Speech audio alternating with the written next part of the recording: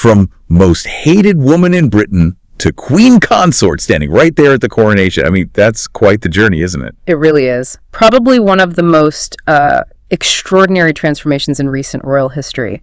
Her path was definitely not straightforward. Absolutely not. And that's what we're going to get into today. We've got, a whole load of source material here, and we want to unpack the really interesting bits, the surprising facts, the huge challenges she faced, and how she somehow managed to carve out this unique spot for herself. Yeah, looking at her background, those key relationships, how the public saw her, that massive shift, and even, the money side of things, her personal wealth versus the royal setup. Exactly. So with that huge transformation in mind, let's rewind. Let's start at the beginning. Camilla's early days, the world she was born into. Okay, so she was born Camilla Rosemary Shand, July 17th, 1947. And the picture painted is one of, comfort and very strong country traditions. Right. Her father was Major Bruce Shand. He was a decorated army officer, then went into the wine business. And her mother, Rosalind. Rosalind came from the Cubitt family, very wealthy, definitely aristocratic.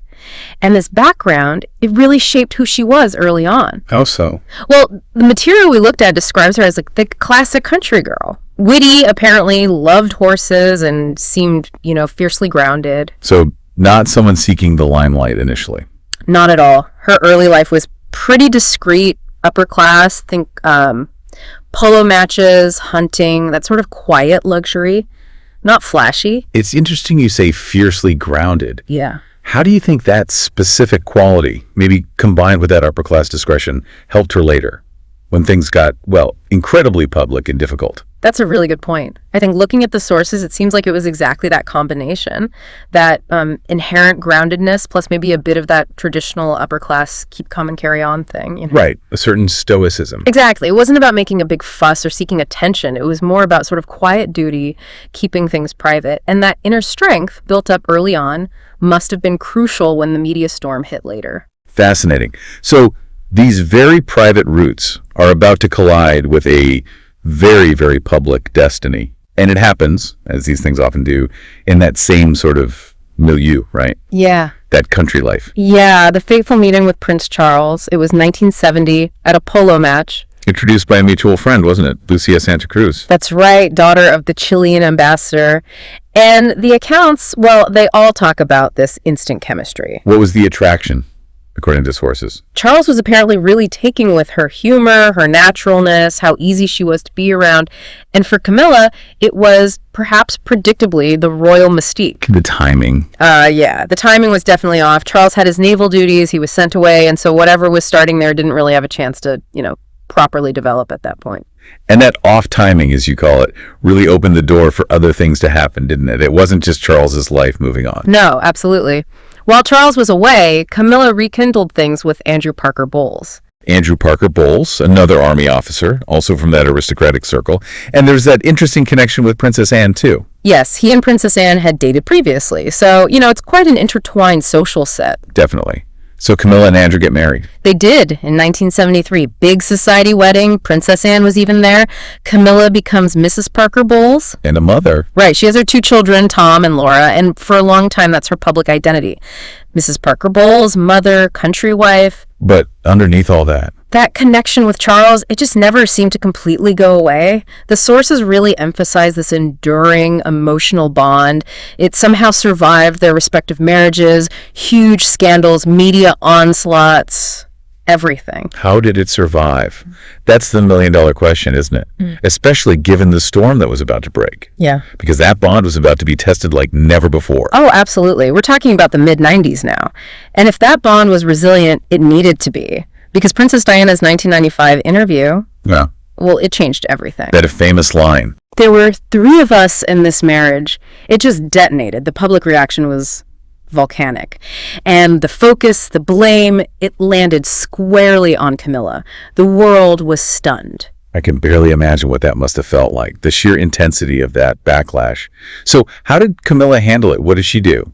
Well, the account suggests she held steady. She didn't go looking for cameras, which fits her personality, but she didn't exactly hide either. She didn't run from it. So a kind of quiet resilience. It seems like it. Almost like she decided not to engage with the frenzy directly. by just carrying on with her private life, maybe letting the initial wave of fury just wash over and eventually subside.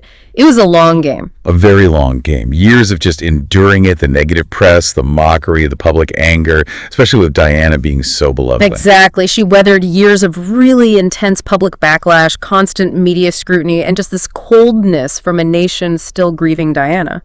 But eventually things did start to shift, slowly but surely. Yeah, by the early 2000s, you start to see opinions softening a bit. She and Charles began appearing together more publicly, more naturally. And then came the wedding. 2005, the civil ceremony in Windsor. And this was key, this detail from the sources. She very deliberately did not take the title Princess of Wales. Out of respect for Diana. Precisely. That title was so completely linked to Diana in the public mind, choosing Duchess of Cornwall, instead Charles's title that was seen as a very sensitive, very smart move. And it genuinely seemed to help shift public feeling. And then, fast forward almost 2 decades. Fast forward to 2023. And there she is, standing next to Charles at his coronation as queen. It's quite the arc. An unbelievable arc, from most hated to queen consort. So you mentioned the money side earlier. Let's touch on that. With all this royalty, people must wonder about her personal finances. Right. Well, the estimates for her personal net worth, based on what we've reviewed, seem to hover around, say, 5 to 10 million US dollars. Where does that come from? Mostly family money, inherited wealth, property, some investments, things separate from the crown. But her current lifestyle as queen? That's different. Oh, completely different. That's now entirely funded by the monarchy.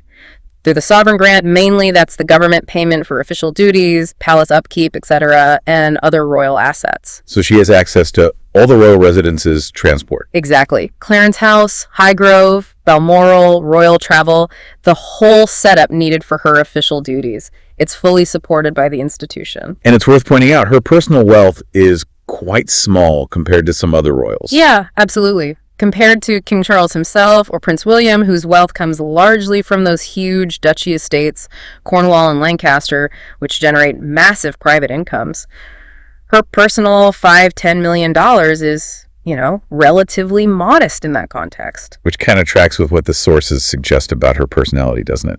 That she's not really driven by the glitz and glamour. It does seem that way. The descriptions often mention her preferring dogs to diamonds, the countryside over court life, maybe a glass of wine over stuffy protocol. It suggests she was never really chasing the palaces or the riches. And maybe that authenticity is part of why her image has rehabilitated so successfully. I think that's a big part of it, that consistency. Which leads us to her legacy now, her position today, from being, frankly, the other woman in a massive scandal. She's become quite a popular figure, hasn't she? Surprisingly so, maybe. Surprisingly is the word many use. Yeah, she seems well regarded now. What are the main reasons cited for that shift? Several things come up consistently in the material. Her charity work is one she seems genuinely committed to, causes like literacy and supporting victims of domestic abuse. Okay. Also, a certain candor, maybe, a sense of being herself, and crucially, that unwavering loyalty and support she's shown Charles, particularly during those long years as Prince of Wales. So putting it all together. It's just an improbable story, really. From scandal to stability, from mistress to queen consort. She essentially rewrote one of the trickiest, most complicated chapters in modern royal history. It really is an incredible journey when you lay it out like that. Camilla's path from that aristocratic country background through immense public hostility to the very top of the British monarchy.